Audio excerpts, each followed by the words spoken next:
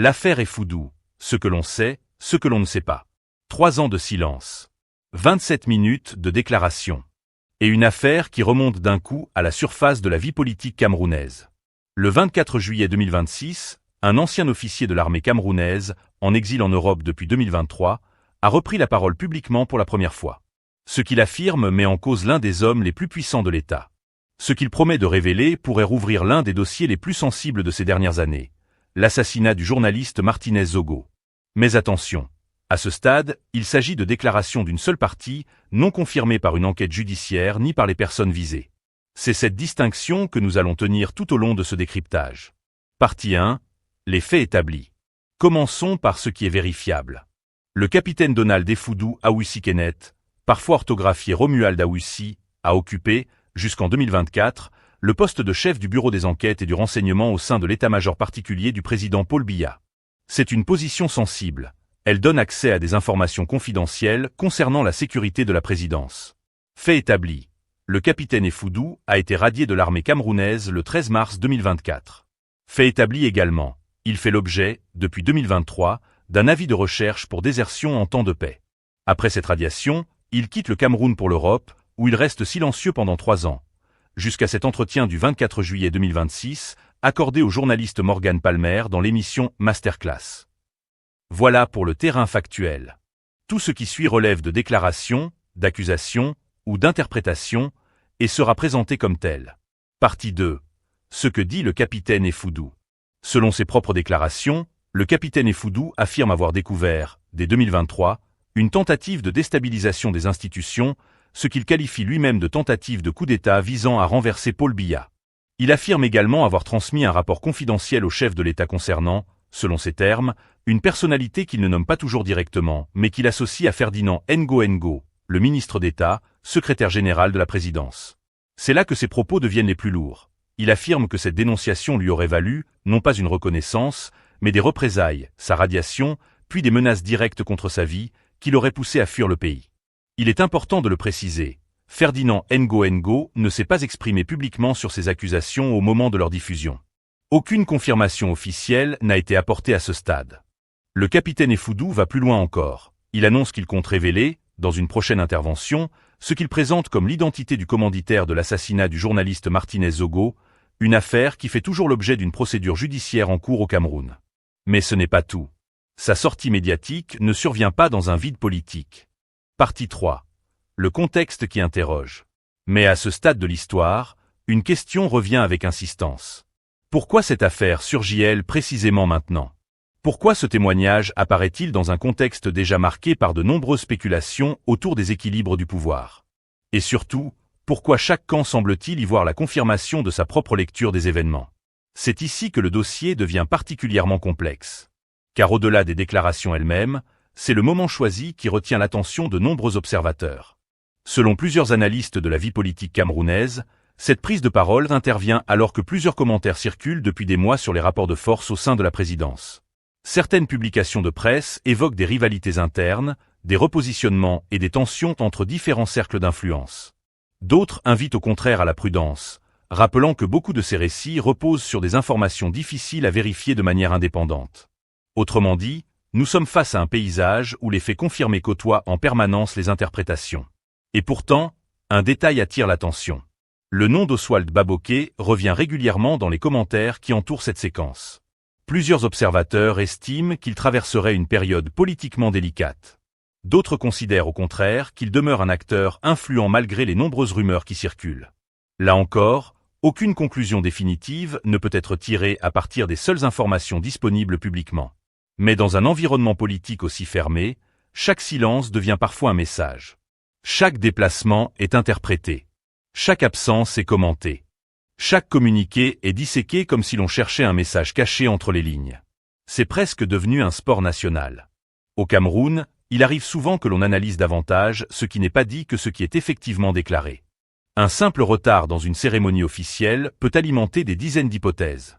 Une photographie où une personnalité apparaît au second rang devient immédiatement le sujet de longues discussions. Une nomination administrative est parfois interprétée comme le début d'une révolution politique. Et lorsque rien ne se passe, eh bien certains y voient encore un événement. Cette culture de l'interprétation permanente ne date pas d'aujourd'hui. Elle s'est construite au fil des années dans un système où les informations officielles sont parfois peu nombreuses, laissant un espace considérable aux commentaires, aux analyses et aux spéculations. Dans un tel contexte, chacun construit son propre récit. Les soutiens d'un camp observent les événements avec une grille de lecture. Le camp opposé utilise une autre grille.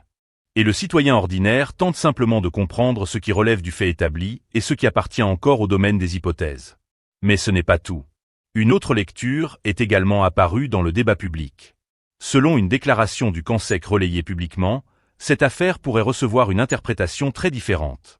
L'organisation avance notamment l'hypothèse selon laquelle cette médiatisation pourrait s'inscrire dans une démarche personnelle visant, par exemple, à faciliter une demande de protection internationale ou une procédure d'immigration. Il est important de souligner qu'il s'agit là d'une position exprimée par cette organisation.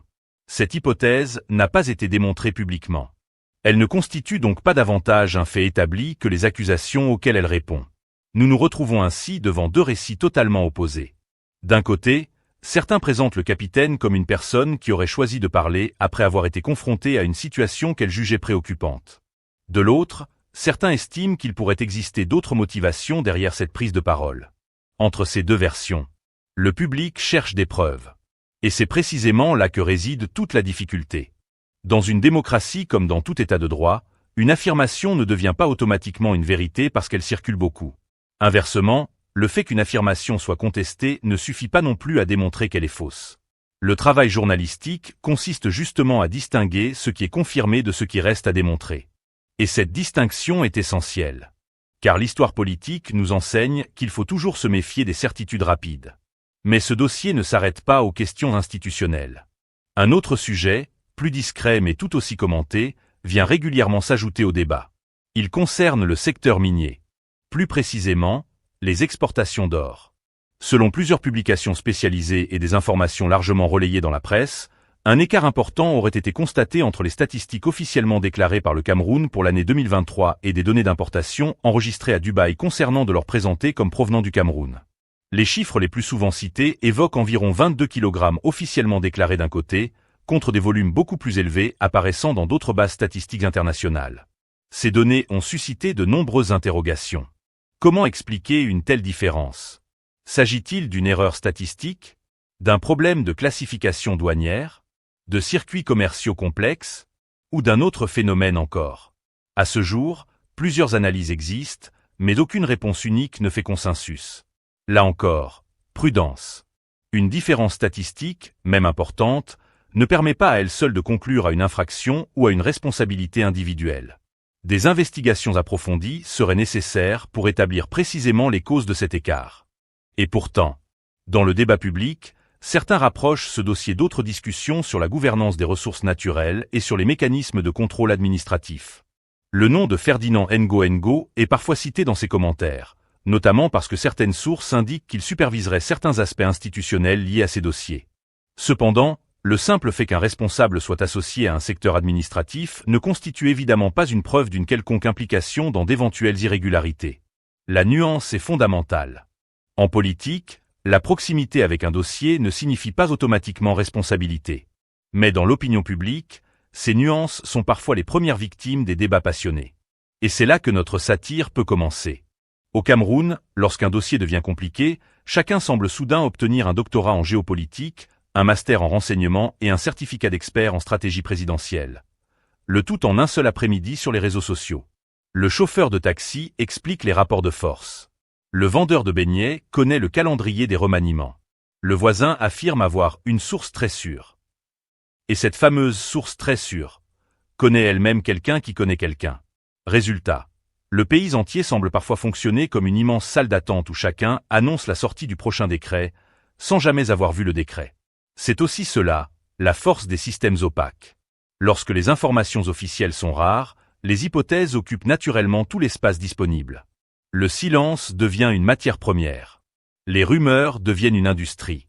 Et les interprétations deviennent parfois plus célèbres que les faits eux-mêmes. C'est pourquoi il demeure essentiel de distinguer ce qui est confirmé de ce qui relève encore des spéculations. Car dans cette affaire, comme dans bien d'autres, les questions sont nombreuses, mais les réponses définitives restent, pour l'instant, largement ouvertes. Partie 4. ce que cette affaire dit du système. Au-delà des noms qui circulent, des déclarations publiques et des réactions qu'elles suscitent, cette séquence invite surtout à s'interroger sur une mécanique politique plus large. Car ce qui frappe de nombreux observateurs, ce n'est pas seulement le contenu des accusations ou des démentis, mais la manière dont ces informations apparaissent dans le débat public. Dans cette affaire, plusieurs récits coexistent. D'un côté, un ancien officier prend publiquement la parole après plusieurs années de silence. De l'autre, des voix contestent sa version ou avancent d'autres explications. Entre les deux, les citoyens tentent de distinguer ce qui relève du fait établi, de l'hypothèse ou de la stratégie de communication. Et c'est précisément là que commence la véritable réflexion. Mais ce n'est pas tout. Dans de nombreux systèmes politiques très centralisés, l'information ne circule pas toujours de façon linéaire. Certaines révélations apparaissent parfois au moment où les rapports de force évoluent. D'autres surgissent lorsqu'un acteur quitte ses fonctions, entre en conflit avec son ancien environnement ou choisit de s'exprimer publiquement. Cela ne signifie pas automatiquement que les révélations sont vraies. Cela ne signifie pas non plus qu'elles sont fausses. Cela signifie simplement qu'il faut analyser à la fois le contenu du message et le contexte dans lequel il est diffusé. Autrement dit, en politique, le calendrier raconte souvent une partie de l'histoire. Et pourtant, un détail mérite d'être souligné. Au Cameroun, lorsqu'un dossier sensible apparaît, la première bataille n'est pas toujours celle des preuves. C'est souvent celle des récits. Avant même que les documents ne soient examinés. Avant même qu'une éventuelle enquête indépendante ne puisse établir les faits. Avant même que les personnes concernées aient répondu. Le débat public semble parfois déjà divisé entre ceux qui croient immédiatement et ceux qui rejettent immédiatement. Comme si chacun arrivait avec sa conclusion, avant même d'avoir lu le dossier. C'est là que la satire trouve naturellement sa place. Au Cameroun, il arrive parfois qu'une information fasse un drôle de voyage. Elle quitte discrètement un bureau. Elle traverse quelques téléphones. Elle fait une halte sur plusieurs groupes WhatsApp. Elle passe ensuite par Facebook, YouTube, TikTok et X. Et lorsqu'elle revient enfin dans la presse, chacun affirme déjà connaître toute la vérité. Même les personnages principaux découvrent parfois les dernières révélations en lisant les commentaires sous une publication. On pourrait presque croire qu'il existe un ministère officieux de la rumeur, ouvert 24 heures sur 24. Son slogan serait simple. Ici, les conclusions sont disponibles avant les enquêtes. Évidemment, il s'agit d'une image. Mais cette image traduit une réalité plus profonde. Lorsque les institutions communiquent peu, lorsque les procédures restent discrètes, lorsque les décisions mettent longtemps à être expliquées publiquement, un vide s'installe. Et la nature a horreur du vide. En politique aussi. Ce vide est alors rempli par les spéculations, par les confidences anonymes, par les sources proches du dossier, par les personnes bien informées, par les cousins d'un ami qui connaît quelqu'un. Progressivement, les suppositions prennent parfois plus de place que les faits eux-mêmes. Mais ce n'est pas tout. Cette affaire rappelle également une autre caractéristique souvent évoquée par les analystes. Dans les périodes où circulent des hypothèses sur les équilibres du pouvoir, chaque information devient immédiatement un instrument d'interprétation. Une nomination devient un message. Une absence devient une stratégie. Une présence devient une démonstration de force. Un silence devient un communiqué. Et parfois, un simple sourire sur une photographie officielle déclenche plusieurs heures d'analyse. Le Cameroun est probablement l'un des rares endroits où une photo de groupe peut donner lieu à des dizaines de vidéos expliquant pourquoi telle personne se trouvait exactement 2 mètres derrière une autre. À croire que la distance entre deux fauteuils serait devenue un indicateur politique. Naturellement, cette observation relève de la satire. Mais elle traduit une réalité. Lorsque les informations officielles sont limitées, le moindre détail devient matière à interprétation. Et pourtant, la prudence reste indispensable. Dans un état de droit, une accusation ne devient pas une vérité parce qu'elle est largement relayée. Inversement, une accusation ne disparaît pas simplement parce qu'elle est contestée. Ce sont précisément les enquêtes, les procédures régulières et les éléments de preuve qui permettent, le moment venu, d'établir les responsabilités éventuelles. Le rôle du journaliste n'est donc pas de distribuer des certificats de culpabilité ou d'innocence. Son rôle consiste à distinguer les faits établis des déclarations, à rappeler ce qui est confirmé, à signaler ce qui ne l'est pas encore et à laisser la justice ou les institutions compétentes accomplir leur travail. Dans un contexte aussi sensible, cette exigence n'est pas une faiblesse. C'est une nécessité. Parce qu'une démocratie solide ne repose pas uniquement sur la liberté de parler. Elle repose également sur la responsabilité de vérifier. Et cette différence est fondamentale. Conclusion. Résumons calmement les éléments dont nous disposons. Un premier point apparaît comme établi au regard des informations publiques. Un ancien officier ayant exercé des fonctions au sein du renseignement présidentiel s'est exprimé publiquement après plusieurs années de silence. Deuxième point. Cette prise de parole contient des accusations particulièrement graves visant un aux responsables de l'État. À ce stade, ces accusations demeurent des allégations publiques. Elles n'ont pas été établies par une décision de justice connue, ni confirmées par une enquête indépendante rendue publique. Troisième point. Plusieurs acteurs ont réagi en proposant des lectures très différentes de cette séquence. Certains considèrent qu'il s'agirait d'un acte de dénonciation. D'autres avancent l'hypothèse de motivation personnelle ou politique. Là encore, aucune de ces interprétations ne peut être présentée comme un fait établi en l'absence d'éléments vérifiés. Enfin, une autre annonce attire l'attention, la promesse de nouvelles révélations concernant l'affaire Martinez-Zogo. Pour l'heure, il convient d'attendre les éventuels éléments qui pourraient être rendus publics et d'en évaluer la crédibilité à la lumière de sources fiables. Au fond, cette affaire dépasse peut-être les personnes directement citées. Elle pose une question plus générale sur la manière dont l'information circule dans des contextes politiques sensibles. Pourquoi certaines révélations apparaissent-elles à un moment précis? Comment distinguer une alerte sincère d'une stratégie de communication? Comment concilier le droit du public à être informé avec l'exigence de ne pas transformer des allégations en certitudes? Ce sont des interrogations qui méritent d'être posées avec rigueur, sans précipitation. Parce qu'en définitive, le plus grand défi n'est peut-être pas seulement de révéler des informations. Le plus difficile est de savoir lesquelles résistent au temps, à la contradiction et à la vérification. Et c'est précisément ce qui fait la différence entre une rumeur, une déclaration et un fait établi. Le débat reste donc ouvert. Selon vous, dans un contexte où les révélations circulent parfois d'abord sur les réseaux sociaux avant d'être éventuellement examinées par les institutions, comment les citoyens peuvent-ils distinguer l'information vérifiée de la stratégie politique ou de la simple spéculation? Partagez votre analyse dans les commentaires. Et si vous appréciez des décryptages qui privilégient les faits, la prudence et la mise en perspective, abonnez-vous à Kame News, activez la cloche de notification et rejoignez-nous pour suivre les prochains développements de ce dossier. Notre engagement reste le même. Analyser l'actualité avec rigueur, rappeler ce qui est établi, signaler ce qui reste incertain et laisser chacun se faire sa propre opinion à partir d'informations vérifiées.